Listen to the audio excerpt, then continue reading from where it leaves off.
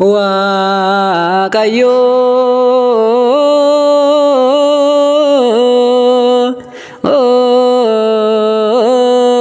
onnega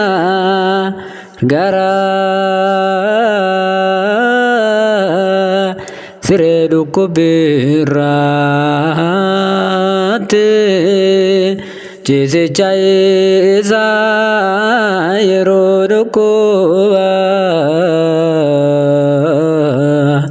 neseresa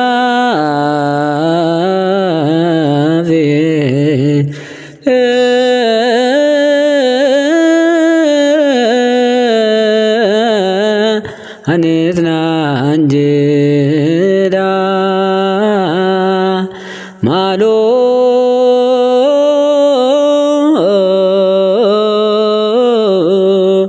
nafa